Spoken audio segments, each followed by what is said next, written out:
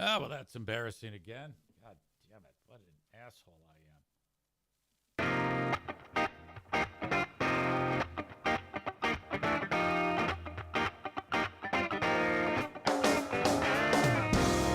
Yeah, who am I kidding?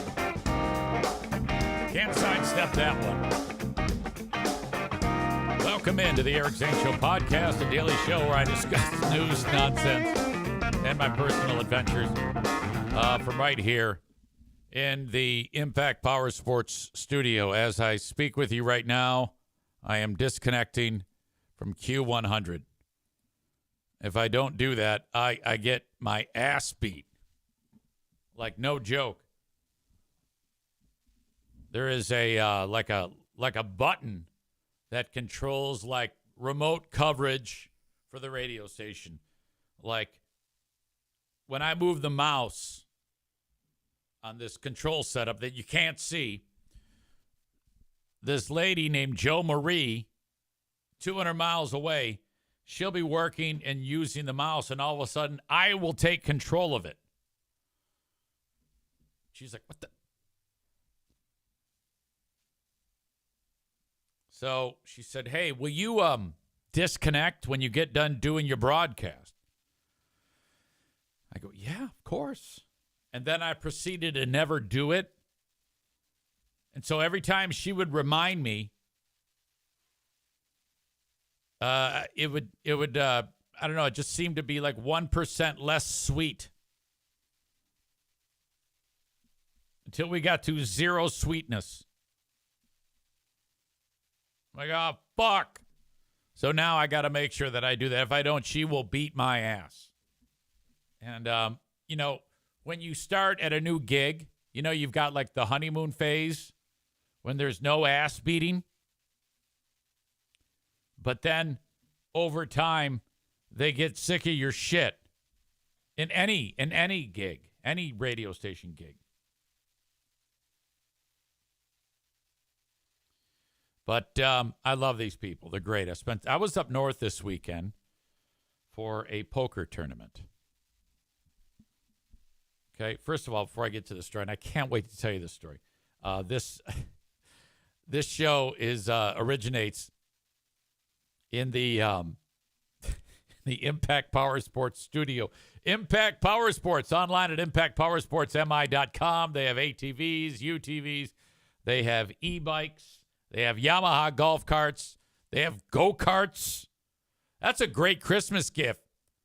If you're some dude, you want to get your kid a go-kart. You see, this is all about ensuring that your kids will one day take care of you when you're old. And if you get your kid a go-kart, oh my God, that's a good move. Nick says, have you missed any mission-critical emails lately? No. In fact, the email, what he's referring to is there was a time when I was supposed to talk to the folks from like the local Rotary Club. They were doing like a motorcycle ride to help kids who are sick or something like that. And hold on a second. What's going on here? Oh, dear. Darla just threw up, and that's not good. So now I'm worried. So I'm going to play the music again and clean this up, and then I'll be right back, and I'll continue this story. So in 5 minutes, I already have had 2 major malfunctions. All right. Hang on. I'll be right back.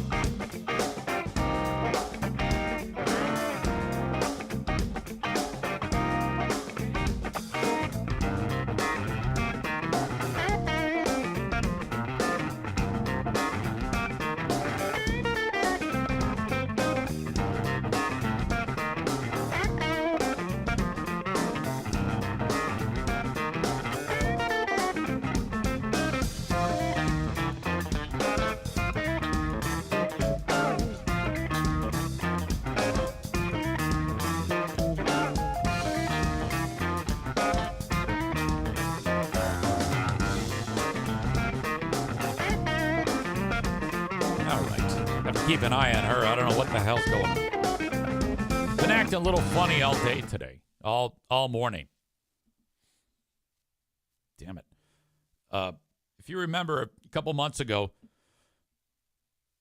so I got gotten done with the radio show. It's like 9:30 in the morning, and my phone rings because they put the phones on forward, and it actually goes to my cell phone. So, and typically it's like, yeah, Q100, whatever. And I pick it up, and I go, hey, Q100. And she says, yeah, this is so-and-so from the so-and-so County Rotary Club. We are doing our motorcycle ride to end cystic fibrosis, and we're ready to be on the air. And I guess they had been trying all morning to do it. And what they're doing is they're riding motorcycles like all over the state or something like that. And they've got like one media partner. And this is all sorts of like motorcycle heads, you know, that are getting, it's like a 15-mile convoy. And it's led by like the grand poobah of motorcycles in northern Michigan. And it was a pretty chilly day, but they're like, we're doing it for the kids. We're doing it for the kids. Yeah, we got to end cystic fibrosis. And he's riding with this fucking Fred Flintstone water buffalo hat with the horns and chaps. And you know, and he's going to talk to me through like a headset on the microphone. And so this is their big moment. And he's going to get on the air with me and say, yeah, we're raising money for cystic fibrosis. We're we're riding all over Michigan. And I guess I was supposed to put them on like every hour that my show was on. Now, remember, I picked up the phone after my show was done. And then even when they're talking, they're like, hey, so when do we get on the air? And I'm like, I don't know. Call into this. And I like told them to call the studio. And so I called Joe Marie and I said, Joe Marie, hey, these motorcycle folks are calling. They're going to talk to you. And she goes, well, how was it when you talked to them all morning long to help cystic fibrosis?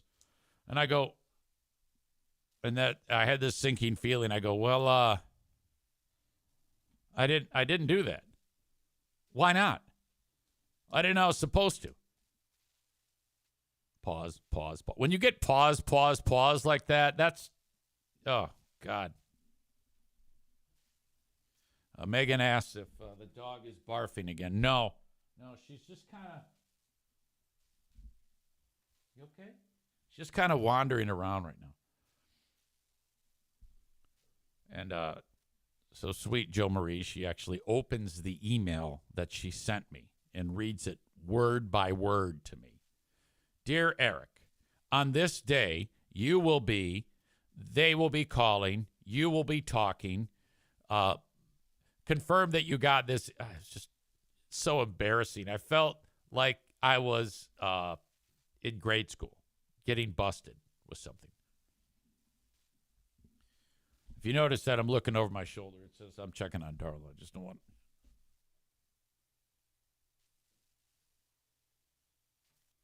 She's kind of wandering around. I don't trust her. I mean, I don't care if she does throw up. I just want to keep an eye on her. You all right, baby dog? She doesn't look too good. She's looking at me like she's ready to puke.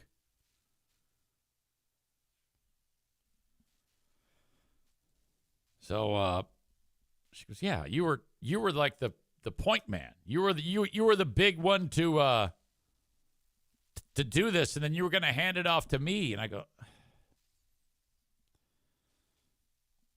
major disappointment.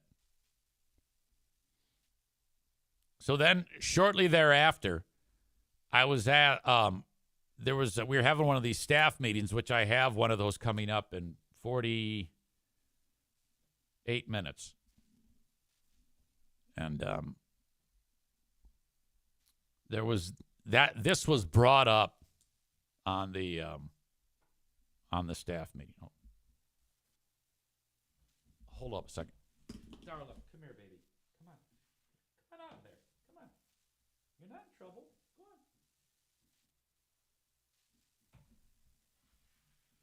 And so that kind of passes. And then, where'd you go? And then in that meeting, she says, so we've got the big Toys for Tots poker tournament. And Eric, this would be a good event for you. Can we get you to come up there? And, that's like a long drive. And I go, yeah, of course. Well, that was yesterday. This thing is so far away.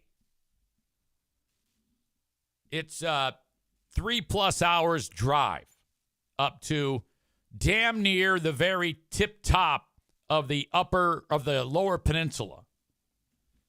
This is real hill people. You're past all of the hard living lines. It is a community called Petoskey, Michigan, which is a beautiful place. Oh my God. It's right on this bay, and it's just nice. It's very cute little hamlet.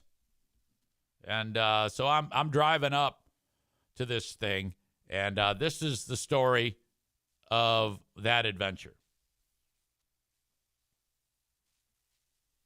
Let me cut right to the poker tournament. I walk into the casino, and I actually spent the night. I drove up Saturday evening. More on that later. And then spent the night, woke up, checked out of the hotel, drove around downtown Petoskey, see things, whatever. And then I headed over to the casino. I walk in. Now, it's at this point that I realize that this is a serious deal, because there's a bunch of guys that are in line to check in, and they all have toys in their hands. What you do is you pay $150, and they give you $10,000 worth of chips, and then you get another $2,000 worth of chips if you bring a new toy. So these are all like real poker players. They want to win this damn Toys for Tots charity fundraiser poker tournament. Of the $110 that the players pay, of the $150 that they pay, I should say, $110 goes towards the purse, and $40 goes towards Toys for Tots. They buy more toys. It's a goodwill gesture by the casino and the gaming community, and they invite radio station people to be a quote-unquote celebrity player in the tournament. So I'm there. JC is there. This dude, Randy, from the radio station known as the Roadrunner, he's there. What's up, fellas? How you doing? Okay. Now, I've played poker like with my family. 5-card draw, 5-card stud, 7-card draw, 7-card stud. That's it. And the game they're playing is Texas Hold'em. I've played Texas Hold'em one time. But it's pretty simple, and I know, whatever, a flush beats a straight, shit like that. I know all that, but I'm just worried about betting. I'm not good at that. So, but I figured it out by the end. It wasn't a big deal. But I even said to all the players, I go, hey, I'm here to give my money to you, and I cannot win any money, and I'm just going to go there, have fun. And I did. I had a ball. Now, of the 10 people at the table, and I have never played poker in this setting ever. And all the other players, they want to knock me out. Whoever knocks me out gets to spin this wheel, and you get like good shit. There's all sorts of great fucking prizes. And it's fantastic. So everybody's kicking ass. And the first hand, I just watch it all go around, and I have shitty cards, so I fold.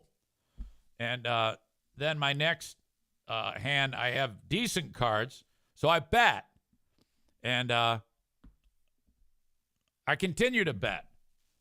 And then it's down to 2 players because everybody's folded. And we get to the point when you show their cards, and there's a big fucking pot of chips. I mean, it got up there, the betting here. And I flipped my cards, and I fucking won.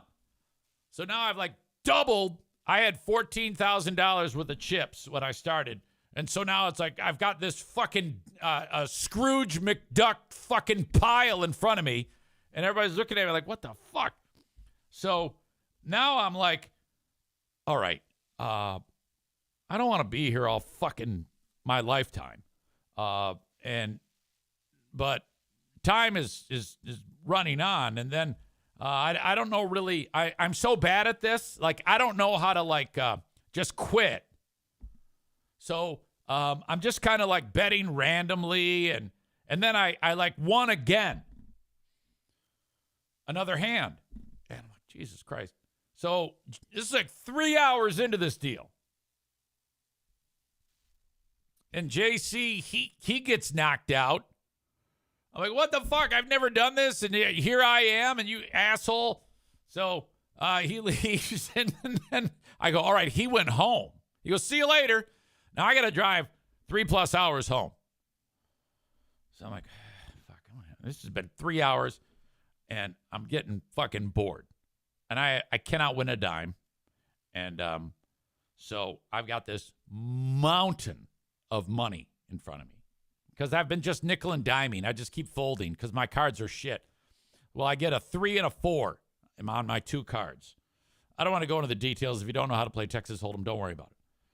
But I've always wanted to do this. But it was down to me and another guy betting. And I look at my dealer and I go, so I don't want to play anymore. She goes, oh, go all in. I go, just all this shit? She goes, yeah. So I just fucking push it. All this, I go all in, and all the chips are falling on each other. They're fucking scattered everywhere. Everyone's eyes get big as fucking saucers. There's like $11,000 in chips in there that I just pushed in. And the guy goes, oh, and the guy, now I'm thinking to myself, what if he fucking folds? Then I'm really fucked because all this other money that's in there in addition to what I put in, oh no, I'm never going to get the fuck out of here. And he's getting ready to like quit, to fold. I go, don't fold! Don't fold! And now the other guys figure out what I'm doing. They go, he wants to quit. He's fucking done. But that guy, he got into the game late, so he's not aware. He thinks I'm like a player. I go, dude, my money's no good here. I mean, what I'm giving goes to the pot, and you will win it. And so they all laugh. He puts it all in, and we flip our cards. He didn't have shit either. He had like a 10 king. And my 3-4 doesn't go anywhere. He wins. I get the fuck out of there. Oh, my God. It took so long. I'm like, how can anybody play this game? I would have been bored even if I had a stake in it. I'm like, God damn it. This is tiring.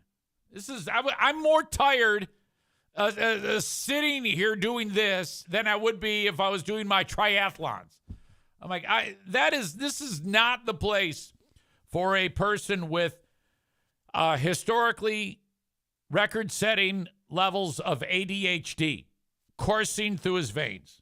I'm like, God damn, I'm looking at my fucking phone, looking at TikToks. It's my bet. Yeah, whatever. Take my money. I don't give a shit. Cannot handle it. I had to stay in, and then I had to go pee all the damn time. And so I would just get up, and they would just put in they would just fold me every time. So I'm gone for like 5 hands. Holy shit. There were a number of other radio people that were there. Now, outside of JC and Randy, the Roadrunner from Q100, and myself, all of the other radio people there, they look like mutants. And I don't know if this is the hard living line, but I mean, wow. you're looking at some people that there was only one guy that was there who didn't look like he was rode hard and put away wet. There was some chick there who it looked like all the poker players ran a train on her before the event got started. There was another guy I don't want to say anything bad about because I know him and he's a sweet dude. But there was another guy who looked like zombie David Lee Roth. Not young David Lee Roth. Like the David Lee Roth now with that weirdo Annie Lennox haircut. And I was like, wow. And I said to JC, I go, what the fuck is going on here? Oh, boy. Yeah, I know. It was intense. So I got to meet these people. And then one radio guy comes up to me, and I know him. And he was, so I haven't heard, this radio guy that I ran into, he used to run a radio station in the area that back in the day, Freeburn Hot Wings was on that station. Like, this dude put us on that station. And now he's still with that station. And so he goes, you know, what the hell happened when you got fired? And I'm like, he goes, no, I never really heard what happened. So I had to sit down and tell him the good, the bad, and the ugly. And he was like, God, I did not see that coming. He goes, you guys seem to be thick as thieves. I go, well, we kind of were. We definitely were for like outwardly when we went somewhere. But I mean, to be honest with you, when we worked together, it's like, we definitely went our separate ways if we weren't at the radio station or doing any radio station events. We did not hang out in any way, but yeah, we kind of had to. You know, we didn't want to go into anything with like, hey, we fucking hate each other. That came later. But all in all, it was a good time. On the way up, I said, you know, I'm starving. I haven't eaten all day. I'm going to stop at, in my opinion, one of the greatest places you can possibly eat, and that is McDonald's.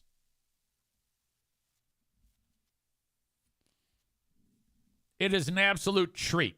Every once in a while, I go to McDonald's, and I always get the same damn thing. Big Mac meal with a double cheeseburger sandwich. So all of that. Whatever. Now, this is in a community north of the hard living line. It's actually 3 hard living lines north. It is called Kalkaska. Now, I pull in. I notice, right, this is at 8:15. Actually, my order came in at 8:14 p.m.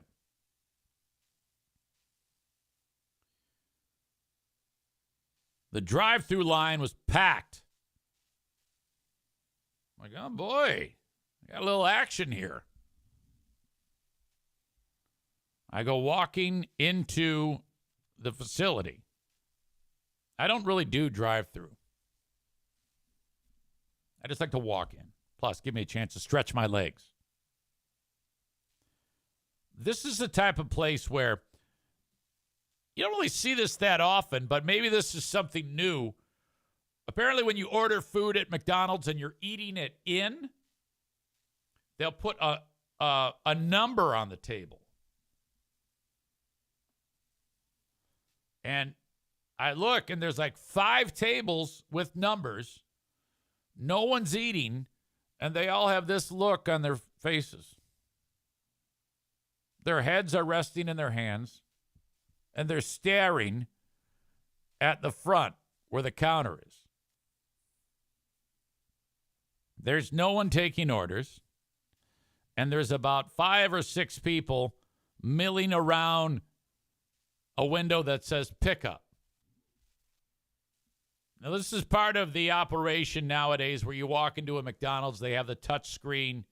You don't really have to talk to anybody there. You just hit what you want, and I do my thing. You pay right there. You get the number. The thing spits out $8.89, 8:14 p.m. Big Mac meal, double cheeseburger. I'm very suspicious at this point. But I go, all right. Obviously, some people might be waiting a little bit here. No big deal. I'll eat up all the time by going tinkle. So I get my little receipt, and I go to the boys' room, come out, and everybody's still there. No one has moved. Oh, boy. I sit at this area, and there's a dude 2 seats to my right. It turns out he just finished, because I know this because I struck up a conversation with him. He just finished a wrestling invitational.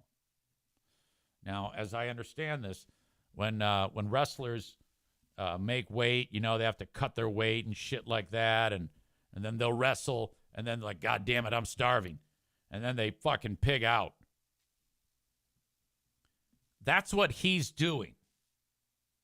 And he's just exhausted. And his mom's there going, you want to go somewhere else? You want to go? Are you okay? So this guy needs to fucking eat. I look at him. I go, big fella, how long have you been waiting? 25 minutes. I go, another guy looks to me and I go, how long have you been waiting? He goes, 35 minutes. I go, get the fuck out of here. So I'm like, now I've already paid. If I have 2 options, stay there or leave. I am not going to go and say to these people in the back who obviously something's wrong and say, I want my money back. Because that's going to fuck everything up for everybody. So I'm like, all right, I can either just leave, eat the money, or I'm going to wait here. Then I'm like, fuck this shit. I'm going to be here with these people, and together we're going to get through this. One of the dudes who ended up waiting 40 minutes, he got his food. And he said, good luck to me. So this is what we're up against. One by one, the food orders start leaving. And there was one guy, the guy who said good luck to me, he walked up to the pickup window and goes, look, dude, I've been waiting 40 minutes. And the guy said, we're packed. There is nothing we can do. We are working, and I believe them. I believe they had 3 people working. All right, so whatever. But I'm just patiently waiting. I was sending updates to Pooh Bear. 21 minutes, 26 minutes. It took 47 minutes for me to get my food, and in fact, all of the people that were seated, that had those numbers on their seats. They all got served. They were all before me. And then there was a couple of bros who came in, and they got their food. They actually ordered well after me, and they got their food before me. And I'm the only one left. Everyone else is eating. The drive-thru is cleared out. And the bros who came in after me, they got their food. And so this Shrek-looking dude looks at me and goes, and he realizes something's not right. And he goes, what order number are you? And I said, 889. And he goes, 898. I go, no. And he starts to walk away. And I go, no. And I go, just take this. And I give him, like, my order. And then I realize this is the light at the end of the tunnel. So I got up, I wandered over to the front, And when he finally handed me my food, he said, "Here you go." I said, "Thank you." And it was fine. It was hot. It was fresh. I actually put a Google review. I did the old Kenny. I gave them a 1-star review. And I wrote, seriously long wait times, 46 minutes. Everyone was waiting. Total catastrophe, understaffed. And I found the, what do you call it? I should call there, Kalkaska McDonald's.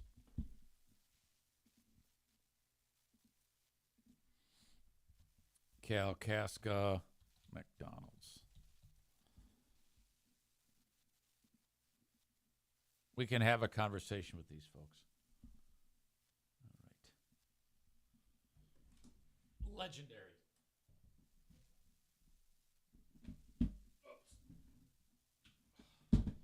By the way, well, once again, we do have a staff meeting, radio station staff meeting, coming up at 11.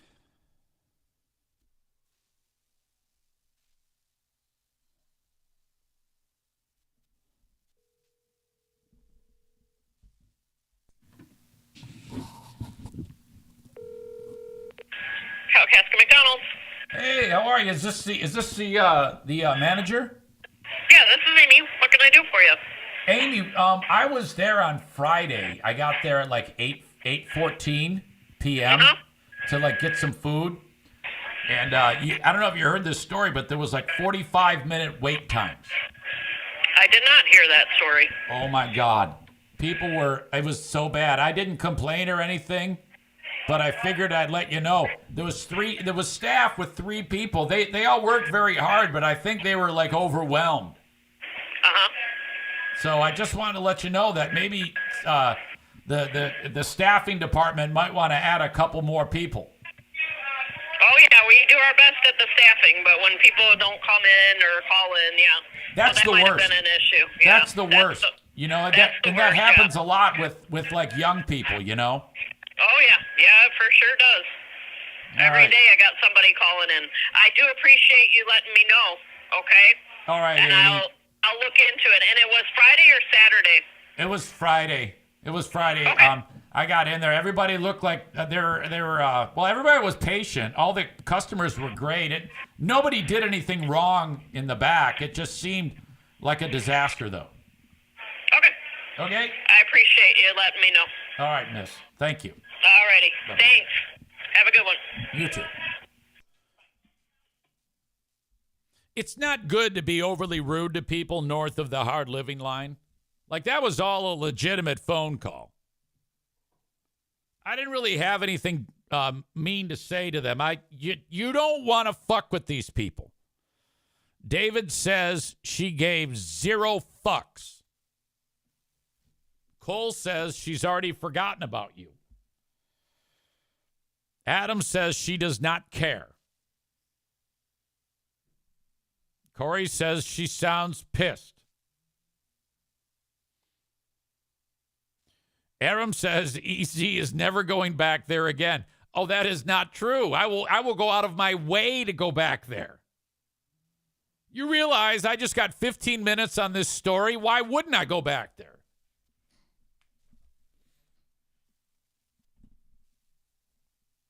But is complaining and getting the employees into trouble.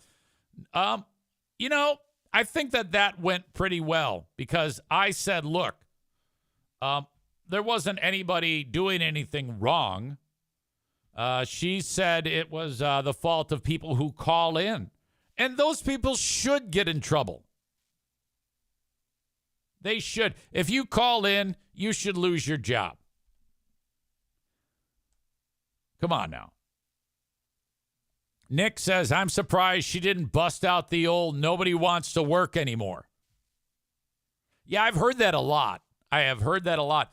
And then on the way back, so the next night, last night, I'm coming home.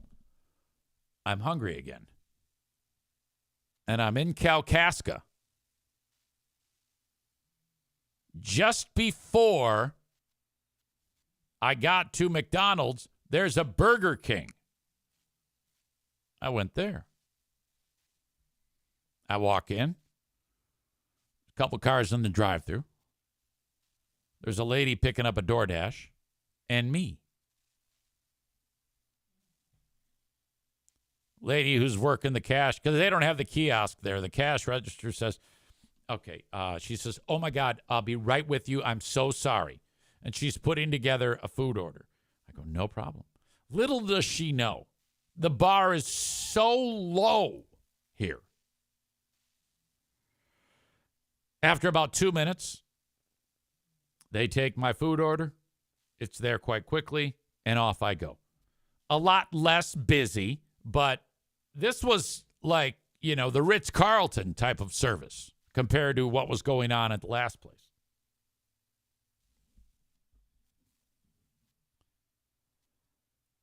All right. Kenny says she was mad she had to answer the phone is all. Bob says that's the voice of a woman in her late 50s, and she's probably 22.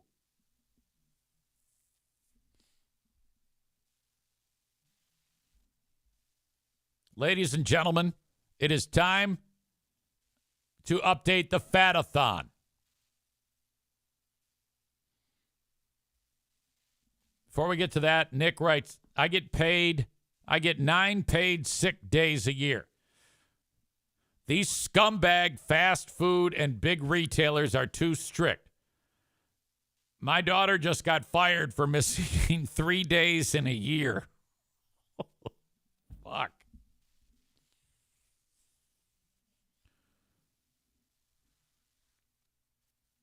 All right. When we last left you,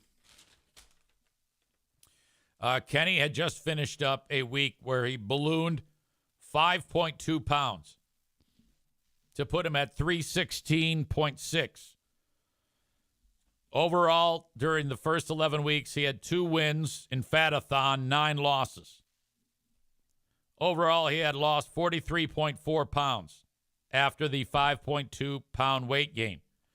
Weigh in today. He is down 0.4, which is great. He is at 316.2 for a total of 43.8 pounds.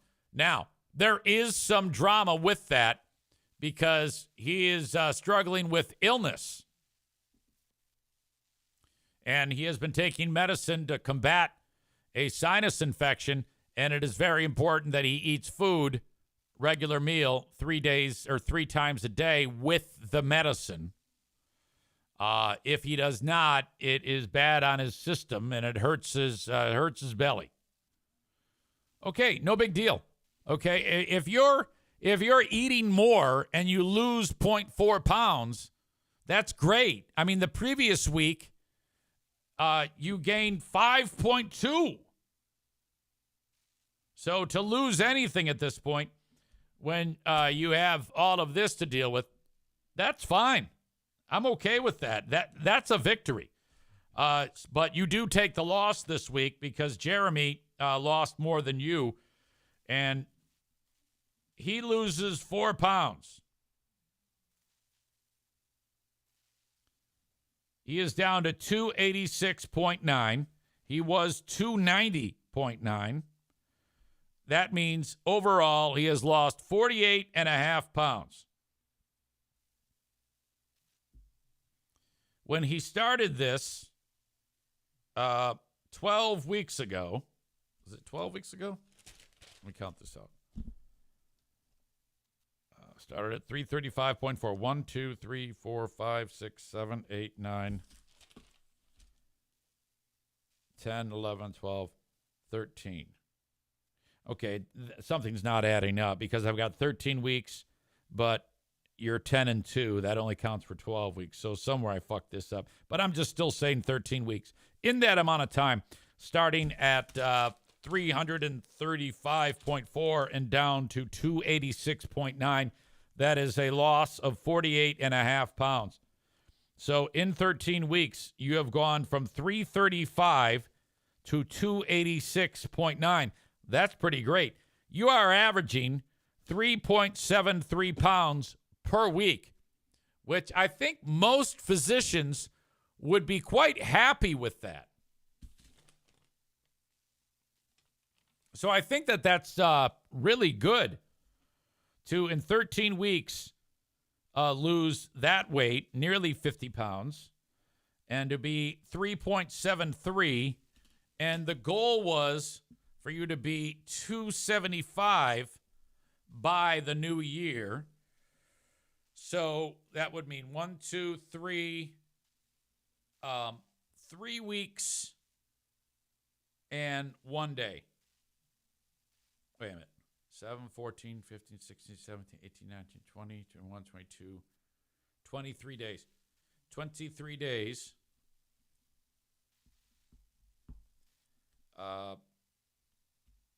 You're at 286 now, 0.9, and you want to get down to 275 by the new year. So that would mean 11.9 pounds. I'm just doing the math to see, plotting out what you need to do that.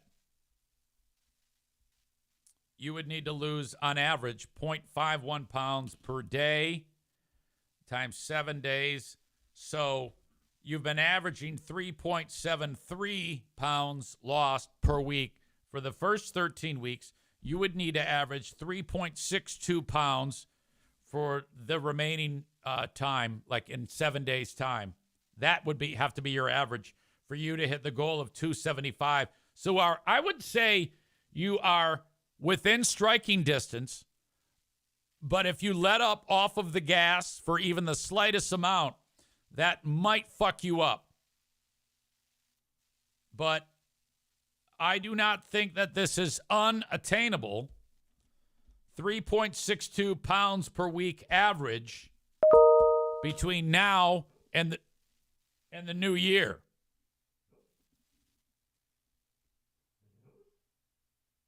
You may be able to hear O'Neill. He's having a dream again.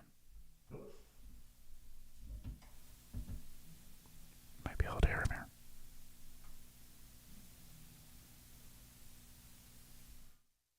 Okay.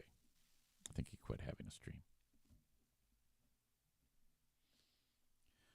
Jeremy says, I've been keeping track of my blood pressure, too. We're going to have to adjust my meds because I'm starting to feel woozy when I stand up sometimes. All right. Yeah. And I'd be anxious to hear what the physician says of your weight loss. I don't know if you've been in touch with your doctor. You can probably just even send him an email through your MyChart if you have that. All right. Congrats. Early congrats. And Kenny, yeah, one step at a time. Get past this here, and we will then reassess. Your illness is something that can really mess things up in this process. I have some topics I want to talk about, many other ones, but one of the things I want to get into is the college football playoffs are set. Before I get into that, though, Alabama did not make the playoffs, and a lot of people are saying that's bullshit. That they should have made the playoffs, and that SMU, Southern Methodist, should not be in the playoffs.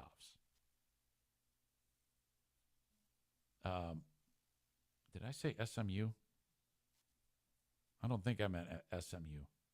I think I meant BSU. Nevertheless, Alabama will take on Michigan in some dickhead bowl on New Year's Eve. That actually will be pretty great. Let's see. Latest college football. No, it is SMU. What am I doing? You got Notre Dame taking on Indiana. Indiana sucks. That's cool, though, that you got two Indiana schools going head-to-head. I like that. And then you've got the aforementioned SMU and Penn State. And then you've got Ohio State and Tennessee. That's going to be something. I sure hope Tennessee wins. The Texas Longhorns take on Clemson.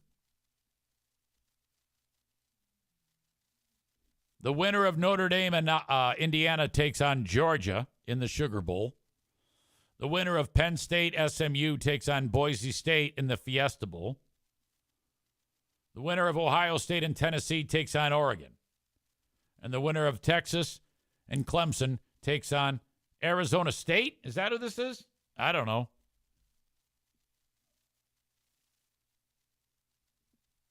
In my opinion, Penn State beats SMU and then Boise State. Fuck this Boise State shit. Final four will be Penn State, Georgia, Oregon, and I don't know, whoever the fuck this is.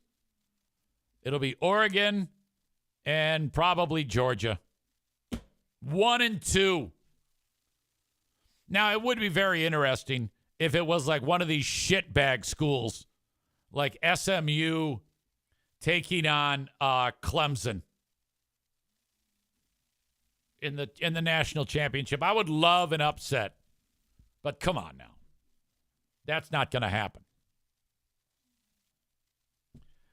Concerning your Detroit Lions, after that victory, it was very important that the Minnesota Vikings lose. Because as much as the Lions have been winning, so have the Vikings. That's a damn interesting story. They've got this quarterback on that team who was a pile of shit. All throughout this guy's career, Sam Darnold, he hasn't done anything. He's like been terrible. His whole career, he's sucked. And the Vikings get him as like, one of these loser quarterbacks to just have him there just in case the starter goes down. And J.J. McCarthy was drafted to be the Vikings quarterback. And he was going to be the quarterback. And Darnold was going to be a competent backup. But this fucking Darnold guy, he takes over because McCarthy gets hurt. And this dude is lights out. Damn it, is he good. And the Vikes, like they were tied 21-21 last night with Atlanta. And then Darnold went ape shit and threw 3 more touches. There you go. And the Vikes pull away. So they are just 1 game behind Detroit. Detroit cannot fuck up. Okay? All this feel-good shit goes out the window if they choke and do not win the division. All right? They play Buffalo this coming weekend, who just lost. Buffalo lost to the Rams. The Rams have been red hot. So Buffalo goes into L.A., and what's the fucking quarterback for the Buffalo Bills? Steve Allen, Marcus Allen. He goes ape shit. He throws like 5 touchdowns, but they lose. 5, 6. I don't know how many touchdowns it was. He loses. Most people don't see the Bills losing 2 in a row. So the Bills come into Detroit. Stu McAllister's Bills. Then the Lions, they play at San Francisco. Or I should say at Chicago first, and then at San Francisco. Not easy to win on the road. And then they finish up the season against the Vikings. That could come down to a winner-takes-all scenario for the NFC. Wow. Damn it. Wolverine Broncos says the Bills will be tough to stop with all the injuries the Lions have on defense, without a doubt. Without a doubt. I mean, it was the same thing with the Packers, you know. The Lions' defense was They were all right in that game. They were good enough to win the goddamn game. Now it seems like more and more people. I saw some fucking talking head piece of shit on Fox Sports. He said Dan Campbell is not a good coach. He just said flat out, Dan Campbell, not a good coach. And he is basing that on the riverboat mentality, the gambling on fourth down. And he cited the two scenarios in the most recent game when he went for it on fourth down with the Lions backed up to their 30. And then also late in the game, the one where Goff fell on his fucking face when he handed the ball off to Knuckles, who got the first down.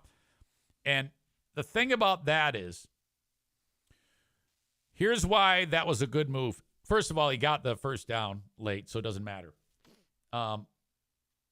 The Lions defense being as beat up as they are, I want to win with my offense. I don't want to give the other team a chance to beat my defense, the defense is more beatable than the offense is more beatable. The offense can win you the game easier than the defense can lose you the game. And with 40 seconds left, you kick a field goal that is not a chip shot. If you miss it, now they got a chance to lose the goddamn game. So I think that was a fucking great move to hand it off. Had they not gotten that first down, you know what I would have said? That was a terrible call. That's how this works. We don't know what the fuck we're talking about. But Lions fans have really wrapped their brains around they are going to go for it most times. You better just strap yourself in and accept that shit. Ladies and gentlemen, I have plenty more podcasting where this came from, but I'm off to my radio station staff meeting. It should be a good time. I thank you for being here for the first part of the podcast, which is brought to you by Irvine's Auto Repair, Grand Rapids Hybrid and EV. That is the site, by the way, for the Great Food Giveaway. And I haven't done an update in quite some time on the Great Food Giveaway number 5 with tampons. But I will do that when I come back from the staff meeting. But that is coming up a week from Friday. What? That's exactly right. ervines.com. That is ervines.com. If you want more information, you can just, first of all, just reach out to me, Eric at ericzaneshow.com, or call Irvines. They will help you. When it comes to getting your car repaired, reach out to Irvines. They are right in the middle of Grand Rapids, Michigan, and they can help you with your car, your EV, your hybrid, you name it. Check out their website, ervines.com, for more information about their services. Werner Roofing, online at wernerroofing.com, wants to help you. They'll put a roof on your home. Reach out for an estimate. They might not be able to get it on right in the dead of winter, but maybe. It depends on the weather. Anyway, WERNER, wernerroofing.com. They put a roof on my house here. They will do the same for you. Get an estimate, free estimate from wernerroofing.com. You can find them online there. Not to mention they do metal roofs, they do siding, they do gutters. They are awesome at Werner Roofing. TC Paintball. Book an event, especially during these cold, doldrum winter months at TC Paintball. Get the kids out of the house, have a good time. Maybe some workplace team building for you or a bachelor party. They do it all. Fun times to be had at TC Paintball. Online at tcpaintballgr.com. They have a fully stocked pro shop for you, and they want you to reach out to them and book an event today at TC Paintball. All right, folks, I'll talk to you in just a little while after I get done with the big staff meeting. Okay? Talk to you then. Thank